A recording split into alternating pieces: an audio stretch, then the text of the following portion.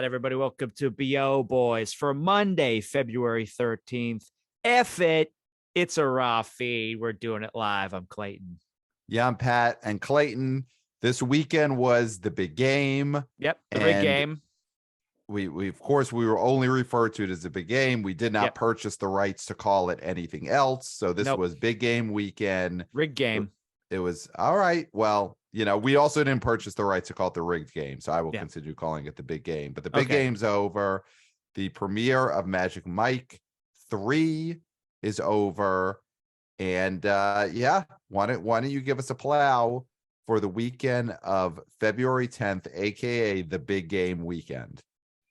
All right, number one, Magic Mike's Last Dance made $8.3 million in its debut. Number two, Avatar: The Way of Water made $7.2 million, down only 36%. It lost 245 theaters. It's at $647.2 million in its ninth weekend. Number three, another Cameron joint, Titanic 25th anniversary made $6.7 million. Number four, 80 for Brady made $5.8 million, down 54%. It added 27 theaters. It's at $24.7 million in its second weekend. And number five, the reason why we're just effing it, Puss in Boots: The Last Wish made $5.5 million, down only 29%. It lost 63 theaters. It's at $158.5 million in its eighth weekend. Pat, it's continuing to go. It is a Greatest Showman situation. We'll just say that. Well, it's not at 175 yet. So, but it's a situation. It's a Greatest Showman situation. It's an awesome. I mean, whatever it is. Yeah, it's an awesome situation. Yeah, it is amazing, and they have not dropped it on the streaming service Peacock yet. So thankfully, the puss is not yet on the cock. And I think that is a huge reason why it's still doing so well theatrically. So, and real quick, because we might be able to. I know people are missing the profanity. Okay. So what we could do is we could get the Puss in Boots talk over now, so that after we talk about Puss in Boots, the young ones can get put to bed or put in the playpen or whatever. Right. So we Kicked can get out of the car. If you're riding in the car with the young ones, we'll talk about Puss in Boots now. Then you could pull over, kick them out of the car, go for a drive, and listen to the rest of the episode with profanities intact. Yes. Yeah. So just a little update here. Puss in Boots, The Last Wish, has passed domestically the 149 million that the original 2011 Puss in Boots made. Wow. So this is officially what Scott Mendelson will call a breakout sequel. Yes, absolutely. And it is 10% ahead of Sing 2 at the same point in their respective runs right now. I was just going to ask where it compares to last year's Sing 2. So that's great, because after 8 weekends, it's at 158. And after 8 weekends, Sing 2 was at 143. So it's going to blow Sing 2 away, which it got to 162 total. And later this week, Puss in Boots will smash that. There does not seem to be Puss in Boots fatigue. No. The puss is not tired. The people are not tired of the puss.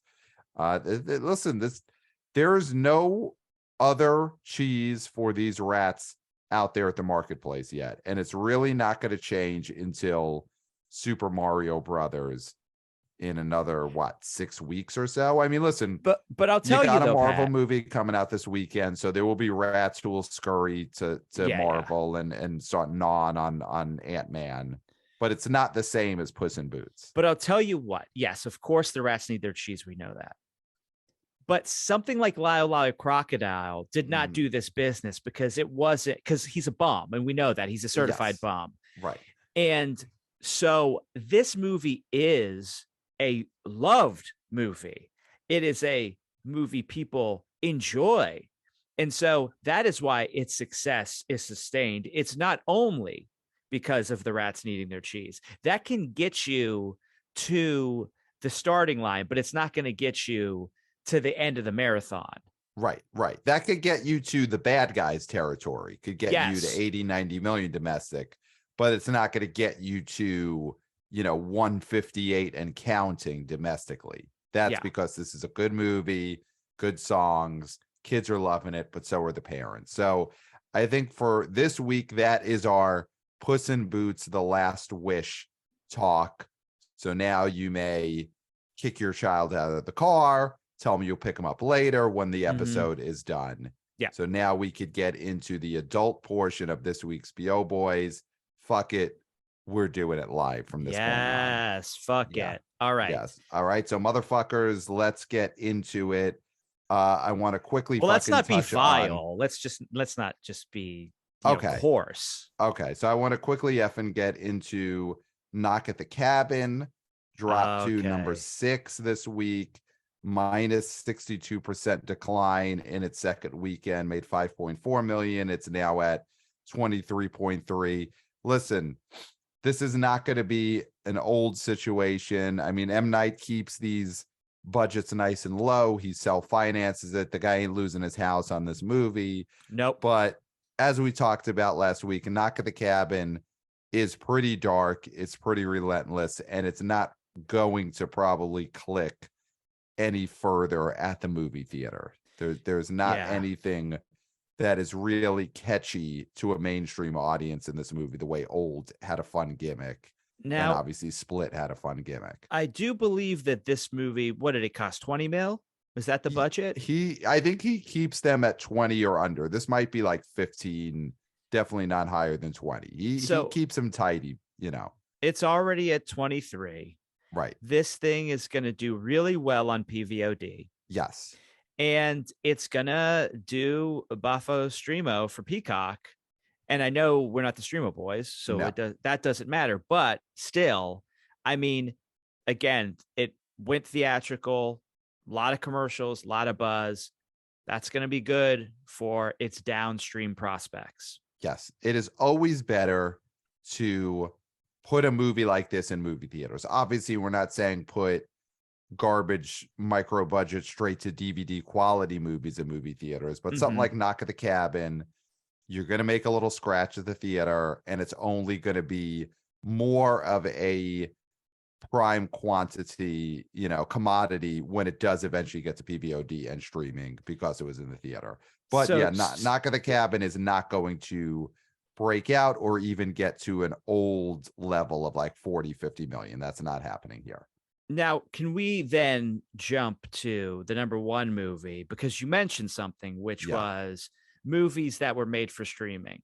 Yes. And the quality issues of certain movies that were made for streaming. Now, this movie, Magic Mike's Last Dance, was expected to be an HBO Max film. Yes. And it was budgeted, and the scope of it was aimed towards Streamoville. Yes. It was budgeted at 40 million. So it's not like a micro budget, but definitely for a theatrical release with a big star, that's a low budget film. But Batgirl was what, $90 million? Yes. Batwoman or Batgirl. Yes. So this film, she was Batgirl. She was Batgirl. I think. I also am not sure. No one will ever see it, so it doesn't matter. We'll never know. We'll never know. So Magic Mike's Last Dance, this is a film that you famously saw without me, because I was not invited. And not at all. Even after the conversation, I was not able to guilt you into an invitation. Like in real life, off mic, you refused to invite me. It wasn't even a refusal, it was never considered. Yeah, I guess you can't refuse something that you never consider. Right. If you to refuse something, you have to contemplate it in some way, which I did not. It was a complete shut down of the idea. Yes. So you saw this film and you went with some ladies. I went with 3 ladies, one of whom was my wife. Okay. And then 2 friends of ours. Mhm. And yes, we went to a rowdy screening of Magic Mike's Last Dance in the Alamo Drafthouse in Brooklyn, which was, according to Deadline, one of the top 10 grossing theaters that showed Magic Mike this weekend. The That Alamo makes in sense. Brooklyn. Yeah. So It was this, number 6. yes. It's I think that was the highest grossing theater in New York City. The AMC Lincoln Square also made the top 10. Mhm. This was a movie that was only released in 1,500 theaters. They're calling it a pretty targeted release, Yes. as much as you could target in 1,500 theaters, in that they were looking to make events of these screenings. I went to what they call a rowdy screening at the Alamo Drafthouse, which, to be honest, was not very rowdy, and was explained to us right before the movie started that it shouldn't actually get that rowdy. So, Okay. so there was a representative from the theater who came out to tell us that what a rowdy screening at the Alamo meant is that you could shout things out on occasion, but Mhm. don't talk, still don't take out your phone, don't scream the whole time. Basically, Alamos are meant to be completely quiet, and for this screening, they were saying you could be a little less quiet. Yes, yes. They The also draconian rules would be lifted slightly. slightly. Yes.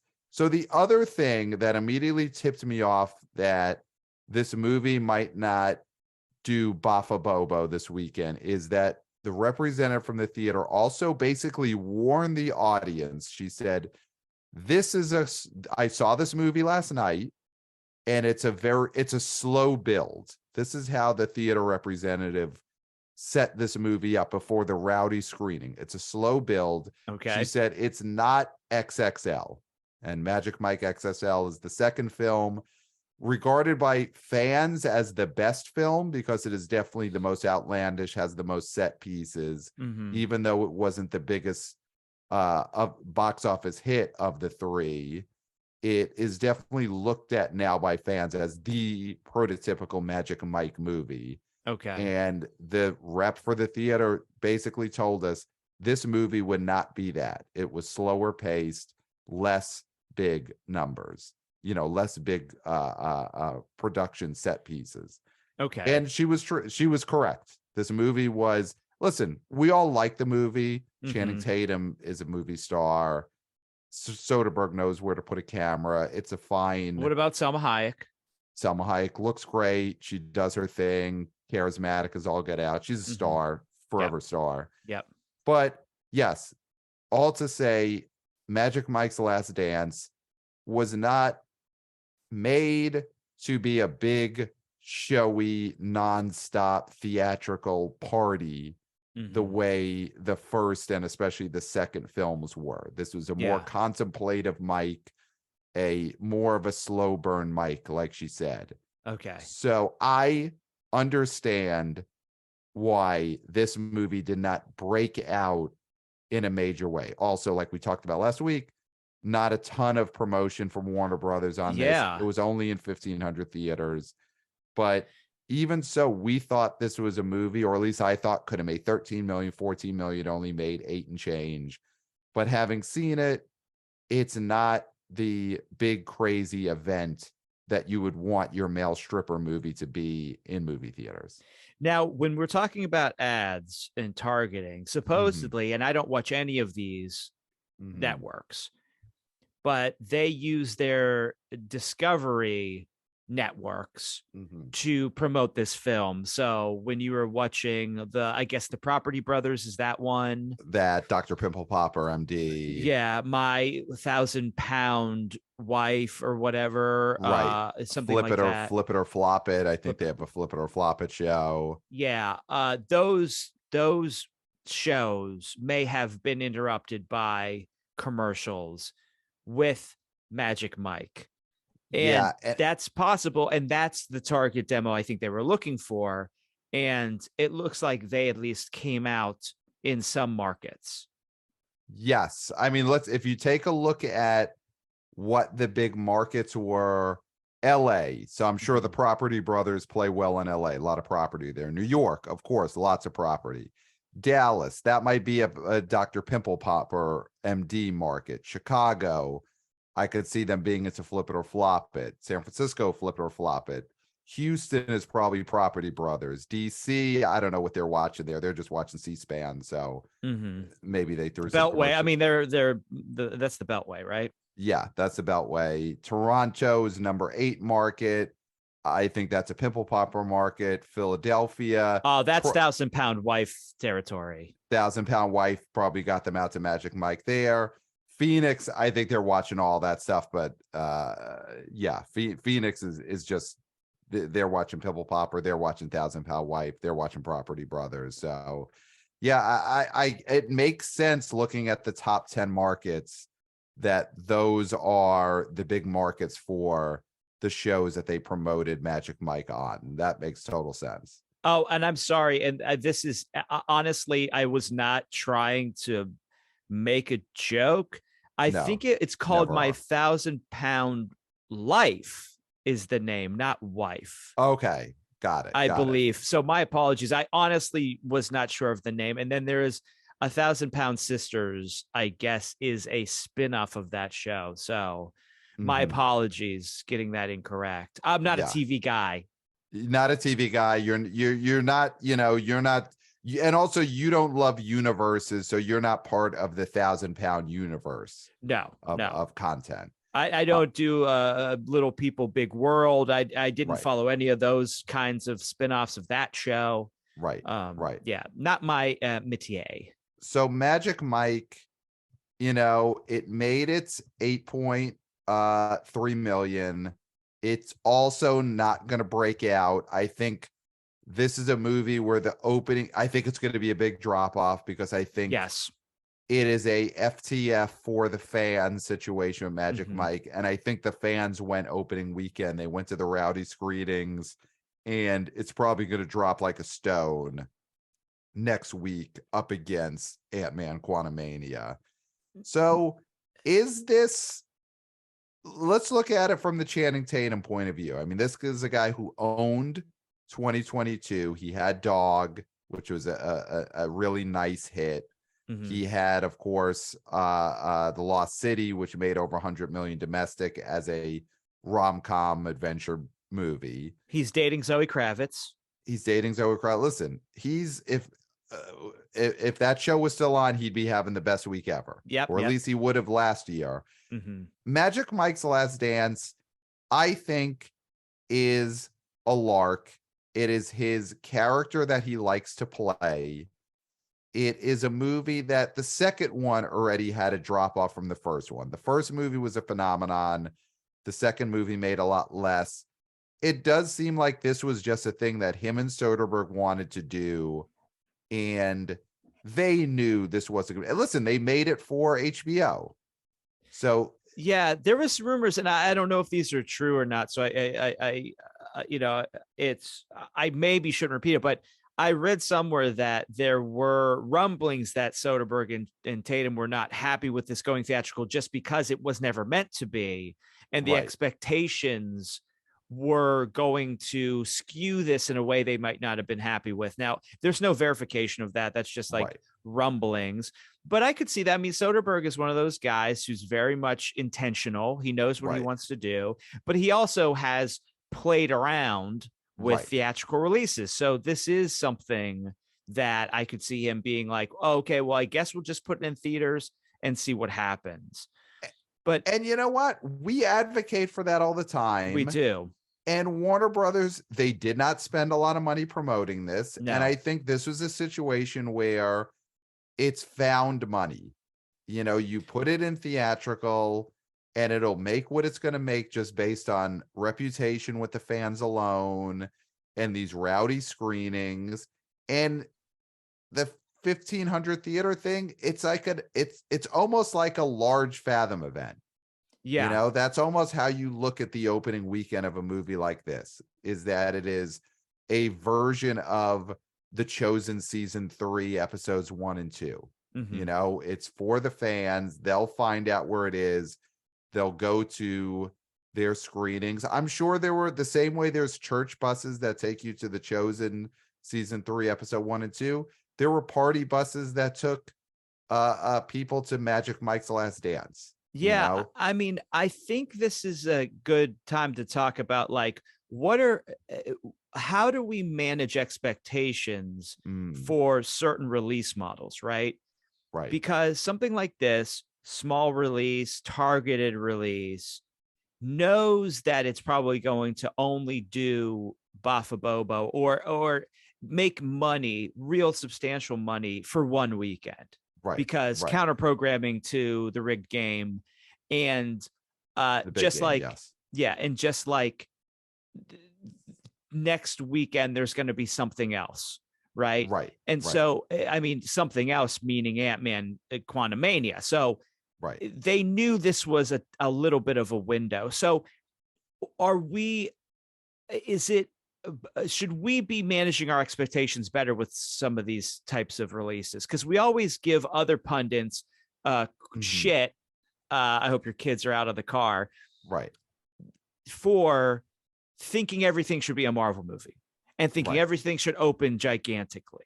I mean, this is a movie that opened in 1,500 theaters and went to number one. right, right. Right? It was a So it's a number one number one opener. movie. It's a number one Yes, movie. It beat Channing out Tatum had a Avatar. number one movie. It beat out Titanic. I mean, those are Yes, two, and I know Titanic's a re-release, but still, there was a chance that Titanic, the 25th anniversary, could have beat this film, and it didn't. right, right, right, right. Yeah, it's a number one. I think again for Channing Tatum, this is a little bit of a lark, and his lark still came in number one. That's a win. To me, it's a win. Yeah, I think we do have to manage expectations because this is underperforming is not the same thing as Amsterdam underperforming in the Yes, fall or absolutely. Or Babylon, these movies Babylon. that they spent 90 to $100 million on in production and they completely flamed out because the audience fully rejected the movies. You know, Magic Mike's Last Dance is a movie that was made with a small audience in mind, and that audience, they might not have loved this. Mm-hmm. You know, this is probably not going to be anyone's favorite Magic Mike movie, but it is nowhere close to being disliked or a disaster. And it didn't cry macho. You know, I think Yes. a movie like this, if it opens at 4 million, then you start to say, oh, the luster is really off of this IP. But Yeah. 8.3 million, I think it's an IP that you could revisit in 10 years. I don't think you do this again anytime soon, but Magic Mike's, you know, Last Walk or something like that, you could do Yeah. someday. Yeah. Yeah.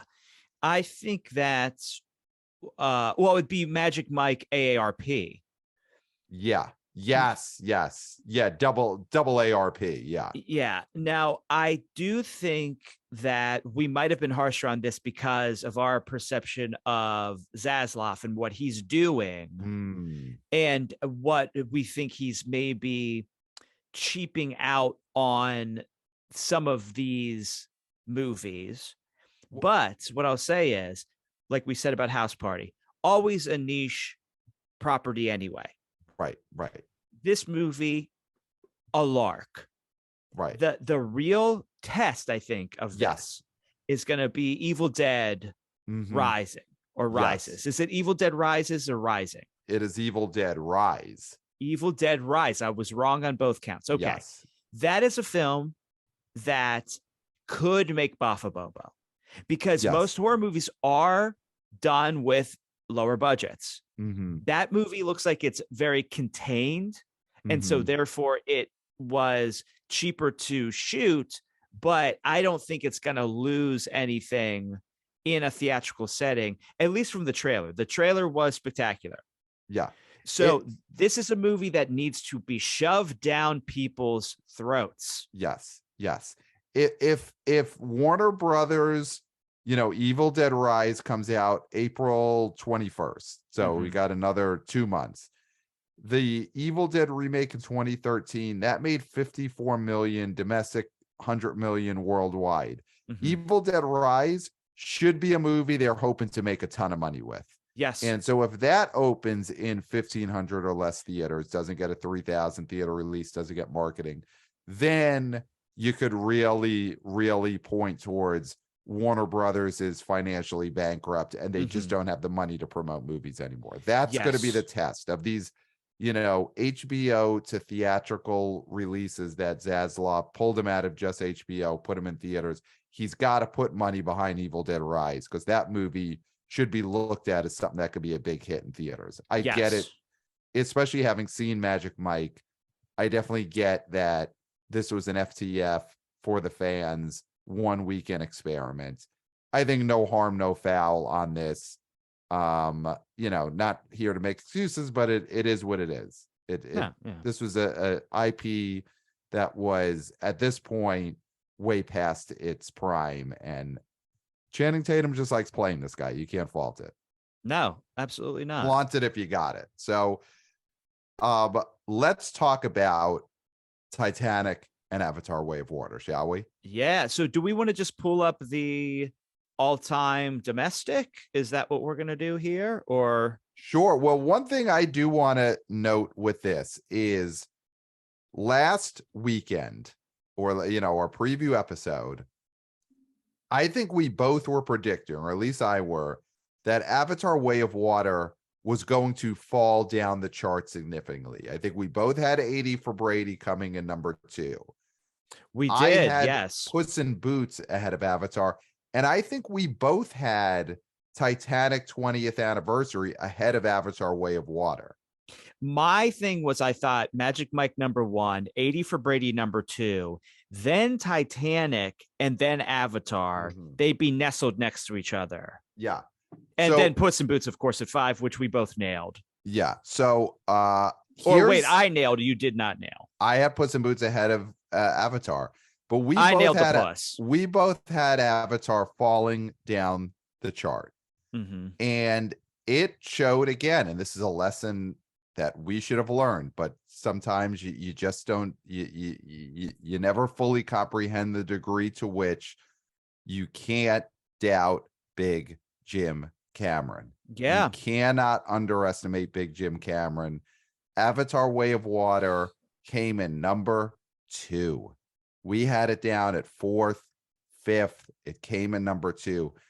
And you can't underestimate Jim Cameron, even when his competition is Jim Cameron. Mm-hmm. Because Yes. we made the mistake of going with Titanic, and we picked Jim Cameron over Jim Cameron this weekend, And we and lost. we were proven wrong. Yeah. Jim Cameron proved us wrong. He beat Jim Cameron. Mm-hmm. He beat Jim Cameron on a weekend when neither of us thought that he'd be able to beat Jim Cameron. And he did it because he is Jim Cameron, and you cannot doubt Jim Cameron. So just looking at this all-time domestic, Avatar: The Way of Water, number 10, 647. Breathing Down the Neck of number 9, Jurassic World, Wow. at 652. It's definitely passing that.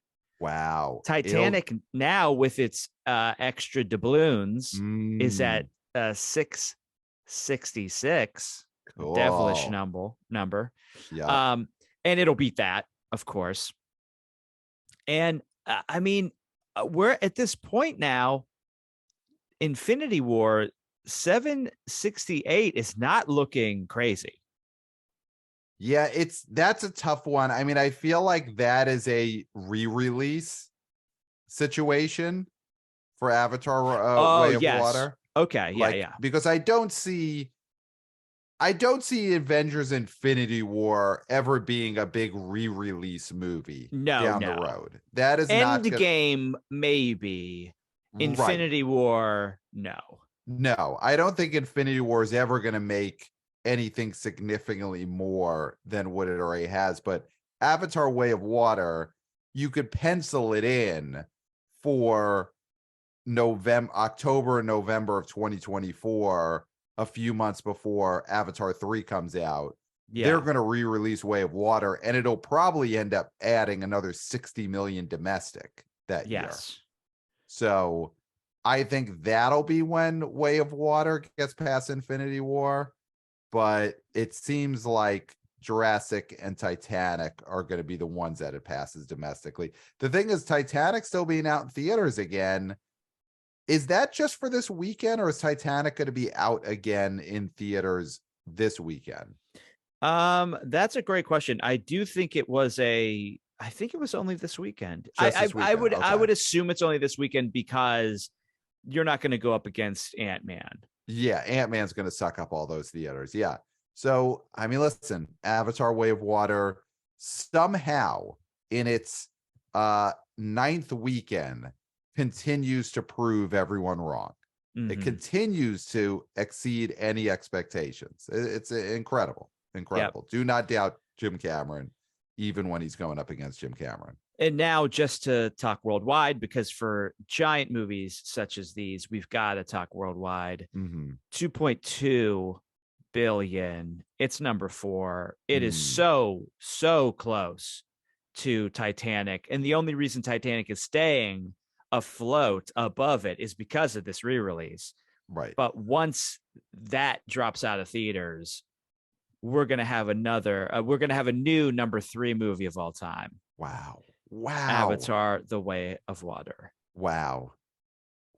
And in 2024, there will be people saying, oh, Avatar 3 is going to bomb. People don't remember Avatar. Yeah. Not a part of our culture. Yeah. It's mind blowing, which Jim Cameron has done. Mind blowing. My goodness. Something that is not quite mind blowing. I'm going to go to number 4, 80 for Brady. Yeah, steeper drop. I mean, more people saw this drop than we did. We thought it was strong. Yeah. And it's not bad. I mean, listen, 5.8, nothing to sneeze at. 54% drop for this is not great. This movie was so low budget, it had to be. Well, I mean, listen, Jane Fonda ain't working for free. Well, but I mean, it's not $100 million. No. Listen, 80 for Brady is going to do fine. I think the thing is 80 for Brady is not going to be this crazy breakout. It's not going to be book club. No, it's not going to be book club. That's for sure. Yeah. It's a little bit of a curiosity. And I think people like it, and it's going to end up doing fine in that it has a shot of getting to 40 million domestic when all said and done. But it's not going to be some kind of big breakout. It's not going to be A Man Called Otto. No, that's true. But again, Paramount getting as much juice out of a Streamo movie, what was supposed to be a Streamo movie, getting so much box office juice out of that. I applaud them. Man, Paramount is just the gold standard right now for releasing films theatrically and then just pushing them onto streaming and PVOD. I mean, 80 for Brady is the perfect example of a movie that if it had gone to streaming would have had an afternoon of Twitter memes, and then no one would have ever talked about it again. Whereas the fact that it's theatrical has raised it so high in the public consciousness. People have been talking about it for 2 weeks now. And when it does get to streaming, it'll have an elevated version of the life it would have had if it had gone straight to streaming. People will discover it all over again. It'll start being memes, all that.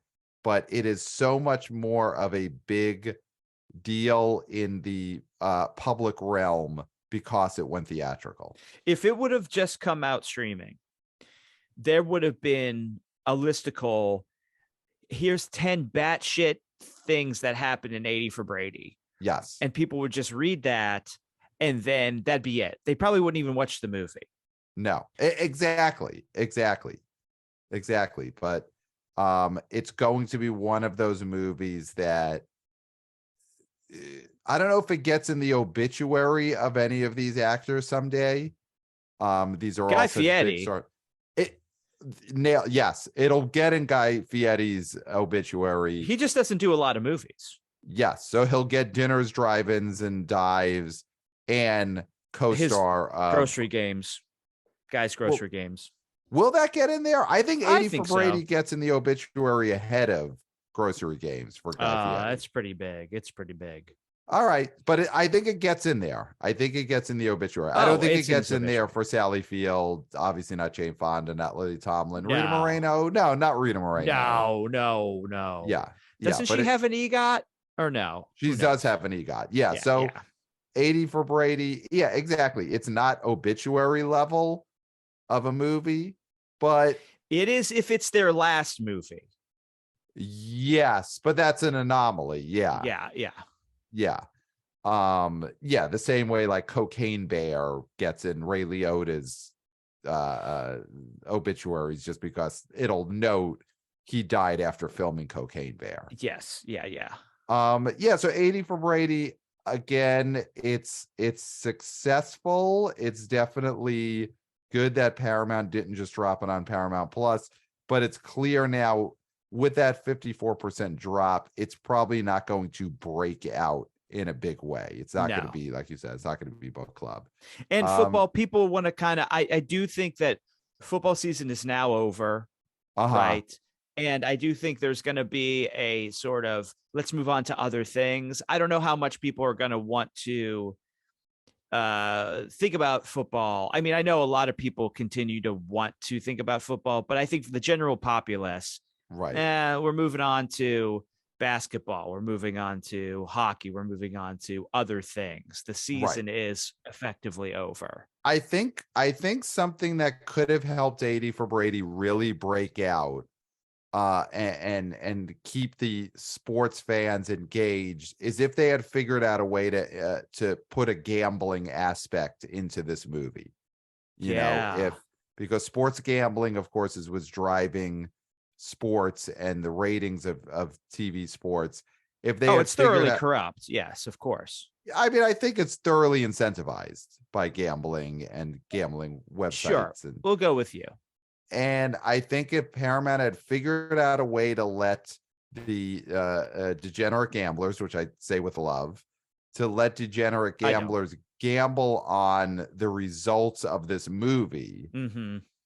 to gamble on scenes in the movie during the movie, Yes. it probably would have sold a lot more tickets. And it would have sold a lot more tickets next weekend because football's over. The degenerate gamblers, I say with love, can't bet on football anymore, but if they could still bet on 80 for Brady scenes, they would have then had to buy a ticket to be able to see if their bets Now, I won or feel lost. like this is a possibility for the future of cinema in that it would have to be a one showing Okay.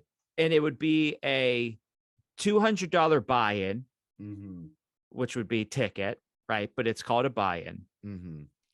And you gamble on the scenes, right? Like you were saying, you can put Right. money through the app, Mm-hmm. FanDuel, one of those Right. reputable sites. Right. Bet And US. yes, Win I bets, said of course. win bets, yeah, not bet you. I said reputable. So when we say reputable, we mean win bets. Yeah. And you're sitting there in the theater and you have access to you have to sign into the app. You don't have your phone or anything like that. So you can get any sort of, you know, information from anywhere else. Mm-hmm. And you bet on the scenes and it's Yeah. shown once. And there's a big payday at the end for the person who made the most correct bets Mm-hmm. at that screening. Mm-hmm. And that's a new wave of cinema. Yeah. They couldn't quite crack it in time for 80 for Brady. It probably wasn't something that Jane Fonda and Lily Tomlin and Sally Field or Rita Moreno really were pushing for. I would imagine none of those legendary actresses are, big gamblers. They're probably not frequent fan duelers or, Yeah. on win bets. But I think there will be a sports movie that cracks that. And then there's big box office in figuring out the gambling aspect of theatrical movies. What you would have to do is you would have to shoot a lot of extra scenes and randomize, like have an AI randomize them at the actual screening. So nobody knows what the actual outcome is going to be before it happens. Right. So therefore, right. no one, the screenwriter, the grip, Right. Any below the line people, any producers who are really up to their eyeballs in debt Right. could rig it. It Right. would Right. have to be an AI generated storyline. And you could do that with a sports movie because you could just shoot a bunch of different plays and a bunch of different scenes and randomize them. And Right. then that's where you're going to get a huge payday and make sure that people know it is not rigged Right. like the Right. Right. NFL. Right. Right. Yeah. I mean, listen, there probably won't be an 80 for Brady sequel, but if there is, like we said, an 81 for Brady, an 82 for Brady, get the gambling aspect figured out, partner up with WinBets, partner up with FanDuel, make that happen. Yeah. But yeah, as far as stuff for the oldsters, Man Called Otto continuing to be strong, 57 million. It'll get over 60, and that's probably where it'll end up, which is, listen, Tom Hanks gets it over 60. You can't complain about that. No, talk about who's having a good year. Yeah. Yep. He's in a Best Picture nom nom nom. He's got a Man Called Otto. Tom Hanks is back on top. Nothing else really at the top 10 that stands out to me. Megan's at 90 million, about 91 million. It's not going to get to 100 domestic. It looks like it's going to be Black Phone territory, not Smile territory for Megan. But I mean, amazing run for Megan. Great job. And Yeah. can we just real quickly, number 10, can we applaud Plane? Okay. I'm not actually applaud it. I actually don't think it deserves a clap, but applaud it with our words. It's a 30. I mean, this is just a movie that did fine, but without Jerry Butler, this movie would have done very little. Oh, yes. I mean, if this was, I don't even know. Matthew Fox. If this was Matthew Fox, it 100% cannot be put in movie theaters. And if it did go into movie theaters, I think the same movie with Matthew Fox does not make $1 million domestic. No, absolutely not. As opposed to 30 million with Jerry Butler. Yeah. So, yeah, I mean, I think that's pretty much it for this top 10. I do think that, of course, we are going to have a huge wake up at the box office, just a rejuvenation here, maybe over 100 million opening for this next Ant-Man film, which we'll of course get into in our preview episode. Yeah. But I mean, I guess we haven't mentioned it. Some people have written in on both our email and commented on the YouTube channel. The streak, once again, ended this weekend. The streak of at least one movie in the top 10 making double digits, making $10 million plus. Magic Mike's Last Dance couldn't get there. The streak had been going again since Barbarian did it in early September. Of course, the streak ended in August and was dormant for a few weeks there in August of 2022. So the streak is over. Here's the thing. I think once the streak starts again this weekend with Ant-Man Quantumania, it's going to go for a long time because the schedule looks jam-packed for the rest of the year. And that's why it is kind of, I mean, listen, we managed our expectations. We talked through it on this episode. Right. The one shame is that Last Dance couldn't eke out 10. Because if it ekes out 10, it's that bridge to infinity, basically. Yeah. Then we're looking at a streak that's going to go a year plus easy. Yeah. And so that is a shame, and that is a failing. I will say that's a failing of Last Dance. But again, the expectations were not that. And Soderbergh and Channing Tatum didn't make Magic Mike's Last Dance with a streak in mind. They made it to be on HBO. Yeah. They never thought they'd be the bridge for the streak. So it's hard to blame them for that. It is. Well, someone has to be blamed. Real quick, the big game. There were some movie trailers, some big movie trailers. I think the biggest ones were The Flash, which is as of now coming out this summer, and Indiana Jones and the Dial of Destiny. So quick hits. what did you think of the Flash trailer? Michael Keaton is back as Batman. Ben Affleck is back as Batman. The Snyderverse rides again one last time, I guess. And Ezra Miller is the Flash So as of not now. only do we have one Ezra Miller Right. in this trailer, we have two. So it's going to be funny to see. I know they have had their issues Right. that they are currently, I guess, dealing with in rehab Right. or some facility. And there's going to be the big mea culpa interviews coming out, and they are going to be on every magazine cover and or in every video, like Vogue and Men's Health and GQ and all that. Right. So And we're Oprah's going to get quite a payday doing the interview. Let's be yes. honest. So we're going to have plenty of Ezra Miller in our lives, but it is tough to see not only one but two. And I am no fan of superhero movies, obviously. No. This trailer looks terrible. The film looks terrible. The FX look terrible. Right. But that's all baked into the cake now with superhero movies. It's part and parcel. Yeah. I am the biggest Michael Keaton fan there is. One of. Okay.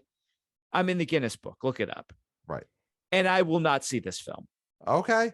I mean, I saw the 1989 Batman 5 times in the theater. Right. Which for me, that's a lot. That was a lot. I lived in Pennsylvania. It was a long drive to the theater. Right. But what else did you have to do? Nothing else. But still, 5 times, a lot. I thought the trailer was pretty bad. But it's hard to gauge now because all of these superhero trailers are bad. The Quantum Mania trailer is bad. Right. So I think the most problematic aspect of the Flash trailer was that, the big reveal is that Michael Keaton is Batman, and they could not find a clip from the movie to put in this commercial in which Michael Keaton did not look bored out of his mind. Well, he was yawning on screen. He was yawning, and this is in looped, the Super Bowl commercial. And they looped him saying, "I'm Batman," but that was a yawn. Yeah, it's the best they could do. So that's not very promising, but we'll see. Listen, it's going to be huge. It'll be interesting how huge it will be. Will it be huge though? Will it be huge? Well, listen, I don't know if it's going to be huge. We may have to get some experts, on this show soon to talk through these upcoming superhero movies. That's all I'll say. And then the Indiana Jones trailer was also a commercial in the Super Bowl and starring the world's angriest pothead, Harrison Ford. Yeah. I mean, I'm very curious to see that one too. Listen, the 4th movie that everyone hated, Indiana Jones, was a gigantic monster hit. But it had Shia LaBeouf at his hottest in the sense of career. I think that had physically he's the hottest now. I think that had nothing to do with helping that movie. Oh, I don't know, buddy. He was pretty big star. I remember being at screenings of that movie where the energy was palpable of get him off of this screen. But you weren't the demo. You weren't the Shia LaBeouf demo. You were a little bit too old. I was in my 20s. It was for the youngins. The youngins didn't care. But I am curious about this Indiana Jones movie. It may be a situation with like a Magic Mike's Last Dance where they went one too many. This could be Indiana's Last Dance. Well, what do you think about your you're a fan of Phoebe Waller-Bridge, Fleabag herself. Listen, and I don't think is she a value add here? I would say no. She is for me. Like if I get the questionnaire when I go see this movie and they're asking why I'm at this theater, Phoebe Waller-Bridge gets the number 1 box. Number 1, yeah. Yeah, she's the box. But I don't think that the studio really sees her as a value add because she has not been featured prominently in any of this advertising. As she shouldn't be, because she is not a value add.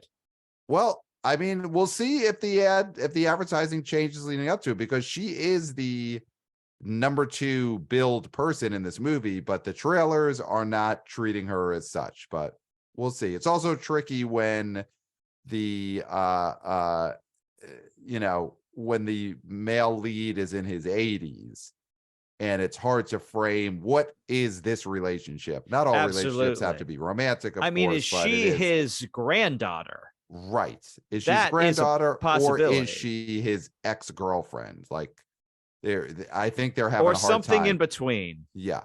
Yeah. So we'll see. Those were the big movie Well, related. Guardians 3 also had a new Okay. trailer, which I would say is, I really loved that first trailer.